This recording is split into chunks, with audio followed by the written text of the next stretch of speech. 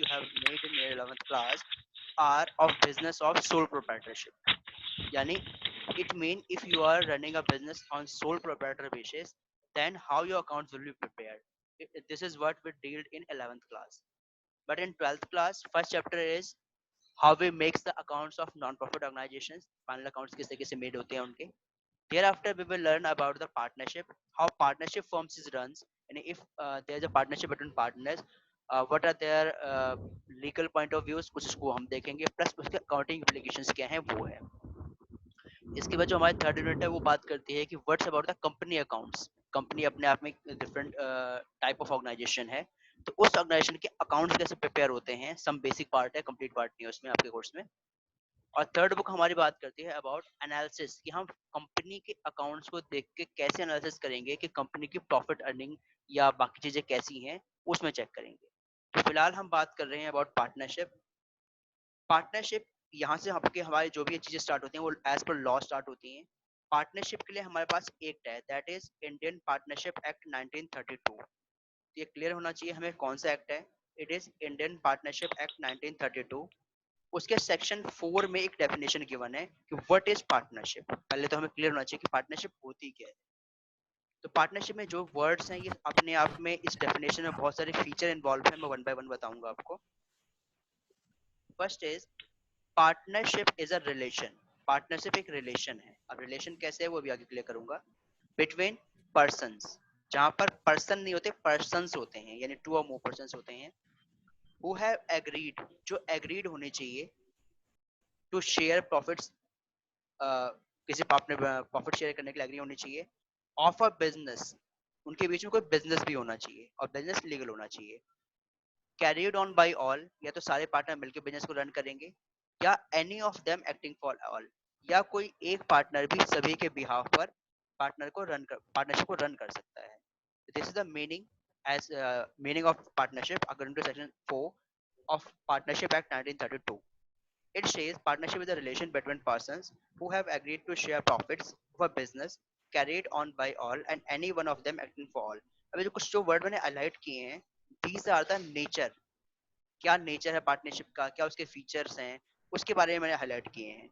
जैसे इसके क्या एसेंशियल फीचर्स होते हैं पार्टनरशिप के, उसकी अगर हम बात करें, जो मैंने ऊपर हाईलाइट किया था पर्सन्स, तो वो ये चीज कह रहा है यहाँ पर टू और मोर पर्सन्स.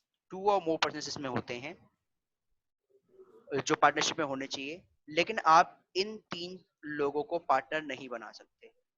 ना तो आप किसी माइनर को पार्टनर बना सकते हो, ना ही किसी पर्सन ऑफ अनसाउंड माइंड को बना सकते हो, ना ही पर्सन जो डिस्क्वालीफाई बाय लॉ हो. उसके अलावा एक पार्टनरशिप में मिनिमम 2 पर्सन होने सर जरूरी है. Hello, sir meaning of unsound mind. Unsound mind मतलब आप कह सकते हो कि जैसे जिसको डिक्लेयर कर दिया जाए कि ये पर्सन का माइंड, मतलब कह सकते हो मैड मैड पीपल है या कुछ उस टाइप के, उनको आप पार्टनर नहीं बना सकते. जो मेडिकली सर्टिफाइड हो कि ये का माइंड सेटअप कंप्लीटली वर्क नहीं करता. ओके. अब यहाँ पे एक चीज है, मिनिमम नंबर ऑफ पार्टनर की बात करें तो पार्टनरशिप में मिनिमम 2 मेंबर होने कंपलसरी हैं, क्योंकि उससे कम हुआ तो सोल प्रोप्राइटर बन जाएगा. इसके अलावा मैक्सिमम पार्टनर कितने होने चाहिए, कई बार इस पे आ जाता है क्वेश्चन. तो ये है central government has prescribed maximum number of partners in a firm to be 50. कितने पार्टनर हो सकते हैं, 50. While rule 10 of companies miscellaneous rule 2014, यानी मैक्सिमम पार्टनर 50 हो सकते हैं. बट ये कहता कौन है, ये कहता है rule 10 of companies miscellaneous act 2014. No doubt we are studying partnership act. हम पार्टनरशिप एक्ट 1932 को पढ़ रहे हैं, लेकिन इस एक्ट में कहीं नहीं बता रखा है कि मैक्सिमम पार्टनर कितने होने चाहिए. दैट्स वाई गवर्नमेंट ने जब कंपनी एक्ट के रूल्स 2014 में जो इम्प्लीमेंट किए, उसमें रूल 10 में उन्होंने बताया कि पार्टनर्स जो हैं वो कभी भी 50 से ज्यादा नहीं हो सकते. तो इसके ऊपर जो क्वेश्चन वो बनता है, पूछता है maximum numbers of a partner in a partnership can be 50, खुद लाइन लिख देगा. It is a true statement according to number 1 Partnership Act 1932, second Company Act 2013, fourth Companies Miscellaneous Rule 2014. None of these. इसका answer होगा rule 10 of companies miscellaneous rules 2014 के according होता है कि partnership में जो मेंबर्स हैं वो 50 से ज्यादा नहीं हो सकते. नो डाउट पार्टनरशिप का अपने लॉ है और पूरी पार्टनरशिप उस लॉ से ही डील होती है. कोई लॉ किसी और लॉ को इन्फ्लुएंस नहीं करता है. बट एक्सेप्ट पार्टनरशिप में ये इकलौता लॉ है जो है तो बना तो कंपनी एक्ट के नाम से, लेकिन अप्लाई होता है पार्टनरशिप में. ये क्लियर? ये क्लियर? तो सभी को क्लियर है बात? Yes, sir. Yes, Yes, sir. sir. Point है एग्रीमेंट. पार्टनर्स के बीच में एग्रीमेंट जरूर होना चाहिए. वो एग्रीमेंट रिटन भी हो सकता है और ओरल भी हो सकता है, बट प्रेफर किया जाता है कि रिटन एग्रीमेंट ज्यादा बेटर होता है. और जो इनके बीच में जो भी एग्रीमेंट होता है उस एग्रीमेंट को हम बोलते हैं पार्टनरशिप डीड. इसके बाद है, मैंने आपको बिजनेस हाईलाइट किया था, तो उनका जो बिजनेस है वो लॉफुल बिजनेस होना चाहिए, तो हम उसे पार्टनरशिप लॉ में पढ़ेंगे, अदरवाइज हम उसे स्टडी नहीं करेंगे. पार्टनर्स एग्री होनी चाहिए कि उनका प्रॉफिट आपस में शेयर होगा. ऐसा ना हो कि 4 पार्टनर है वो कहते हैं जी प्रॉफिट हुआ तो चारों को मिलेगा और लॉस हुआ तो सिर्फ 3 को मिलेगा, एक को नहीं मिलेगा. ऐसा नहीं हो सकता. उनके बीच में पार्टनरशिप में प्रॉफिट और लॉस का रेशो क्लियर होना चाहिए. Business can be carried on by all. Business हो सकता है सारे मिलकर चलाएं, कोई दिक्कत नहीं है. और any one of partner acting for all, और कोई एक पार्टनर सभी पार्टनर के बिहाफ पर भी बिजनेस को रन कर सकता है. इसके फीचर में कोई डाउट हो तो पूछो कि क्या फीचर होते हैं इसके.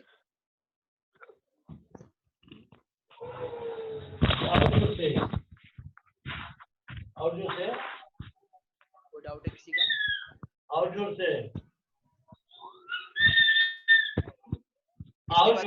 राइट्स. एक पार्टनर के बहुत सारे राइट्स होते हैं कि वो मैनेजमेंट में पार्टिसिपेट कर सकता है और बाकी सारी बुक्स वगैरह देख सकता है एंड सो ऑन. अब बेसिकली आती है पार्टनरशिप डीड, जिसके नाम पर वो हमारे क्वेश्चन को कई बार काफी ज्यादा ट्विस्ट कर देता है और कभी कभी खुद कहता है पार्टनरशिप डीड नहीं है, क्या करें बताओ. तो पार्टनरशिप डीड होती क्या है? इसमें ये रिटन और ओरल एग्रीमेंट होता है बिटवीन द पार्टनर्स. बट अगर कोर्ट में मैटर जाता है तो रिटन एग्रीमेंट ही माने जाते हैं, ओरल को वेटेज नहीं दी जाती. अब बेसिकली पार्टनरशिप डीड में डिटेल्स क्या लिखी जाती हैं. तो पार्टनरशिप में ये सारी डिटेल, पार्टनर के नाम, फर्म का नाम, उनका मेन बिजनेस ऑफिस कहाँ होगा, क्या उसका नेचर ऑफ बिजनेस है, पार्टनरशिप कैसे स्टार्ट होगी, कैपिटल स्ट्रक्चर कितना होगा, मतलब ऑल चीजें, हर चीज डिटेल में लिखी होती है पार्टनरशिप डीड में. जैसे आपने 11th क्लास के बिजनेस में कंपनीज में पढ़ा होगा MOA and AOA, memorandum of association and article of association. तो मेमोरेंडम एक तरह से कंपनी का कॉन्स्टिट्यूशन होता है, कंपनी क्या कर सकती है. जस्ट लाइक पार्टनरशिप में वो MOA की जगह पार्टनरशिप डीड होती है, जिसके अंदर सारी चीजें इन डिटेल लिखी होती हैं क्या क्या होगा. पार्टनरशिप डीड बहुत इंपॉर्टेंट डॉक्यूमेंट है क्योंकि हमारी पूरी पार्टनरशिप के अकाउंट्स ही इसी पे बेस्ड होते हैं कि डीड में क्या लिखा है. जैसा डीड में लिखा है वैसा ही हम पार्टनरशिप अकाउंट्स में डील करते हैं. यानी अकाउंट्स बनाते समय भी ये देखना पड़ता है कि डीड में क्या क्या कहा हुआ है. अब सबसे इंपॉर्टेंट क्वेश्चन ये जो हमें मेनली सीखना है, is it essential to have partnership deed? क्या ये कंपलसरी है कि पार्टनरशिप डीड होगी तभी पार्टनर्स बनेंगे, नहीं तो नहीं बनेंगे? तो ऐसा नहीं है. इट इज नॉट इसेंशियल कि पार्टनरशिप डीड होनी चाहिए. But in case partnership deed does not exist, अगर पार्टनरशिप डीड एग्जिस्ट नहीं करती, then laws and provisions of Indian partnership act 1932 will apply. अगर आपके पास कोई अपनी डीड है तो आपके अकाउंट्स आपके डीड के अकॉर्डिंग बनेंगे. अगर आपके पास अपनी डीड नहीं है, कोई दिक्कत नहीं, आप बिजनेस कर सकते हैं, लेकिन उस केस में जो रूल्स लगेंगे वो फिर पार्टनरशिप एक्ट 1932 में जो रूल्स लिखे हैं वही लगेंगे. यानी अगर आपके पास डीड नहीं है, एब्सेंस ऑफ डीड है, तो लॉ में क्या लिखा हुआ है? लॉ कहता है, मान लो ABC पार्टनर थे, ए ने कहा जी DOC को कि आप घर बैठो, मैं अकेले सारा बिजनेस चला लूंगा, जो प्रॉफिट होगा आपको दे दूंगा, कोई दिक्कत नहीं. तो यहाँ पर एक पार्टनर काम कर रहा है, बाकी दोनों काम एक्टिवली नहीं कर रहे, तो ए डिमांड कर सकता है कि मैं ज्यादा काम कर रहा हूँ, मुझे ज्यादा प्रॉफिट मिलना चाहिए।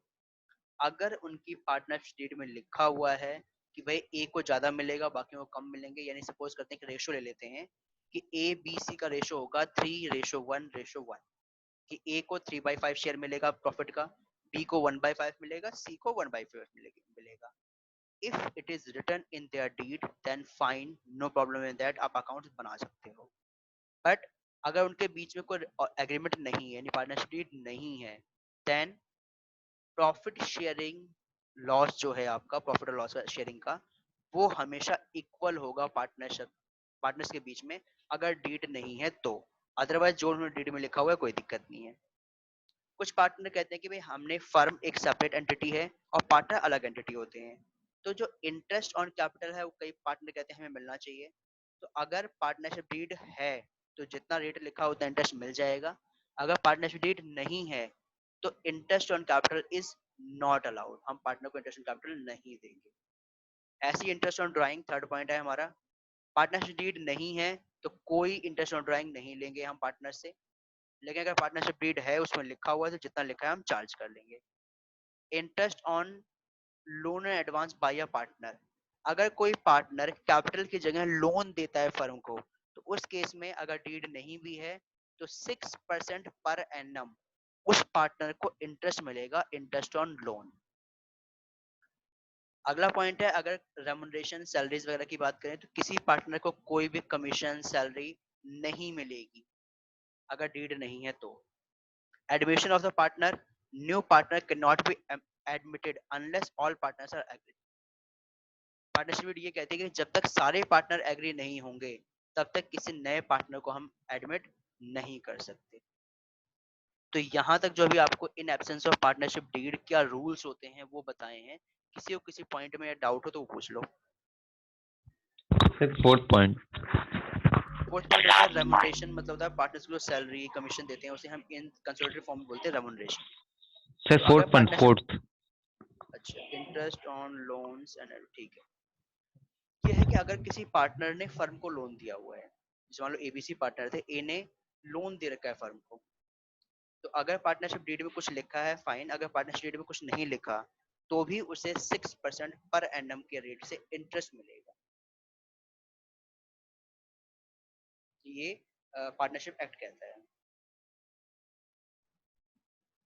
ये क्लियर? और ये सभी बच्चों को लर्न होनी चाहिए कि क्या कहता है पार्टनरशिप डीड इन एब्सेंस, जब कोई डीड नहीं होती उस एब्सेंस में क्या कहता है। वे एग्जाम में बहुत सारे क्वेश्चन इसी के ऊपर बेस्ड और बनते हैं।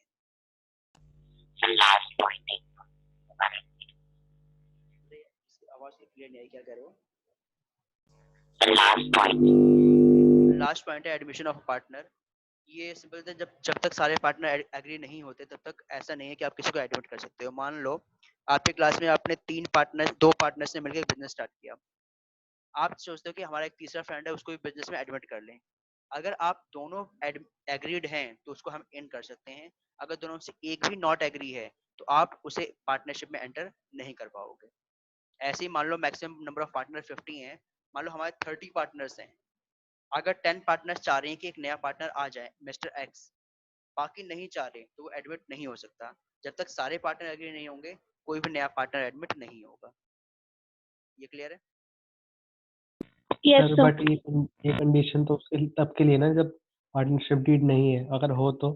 होने के केस में उसमें लिखा होता है कि एडमिशन के लिए क्या रूल्स होंगे, तो जो रूल्स लिखे हैं उसको फॉलो करेंगे। अगर उन्होंने बाय चांस डीड बनाई और इस पॉइंट को लिखना भूल गए कोई बात नहीं, ये वाला रूल लग जाएगा फिर। Okay sir.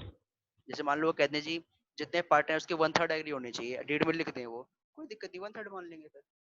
तो सुप्रीम डॉक्यूमेंट डीड है, अगर डीड नहीं है उसकी उस केस में बात होती है क्या है ये। Okay sir. और किसी को डाउट?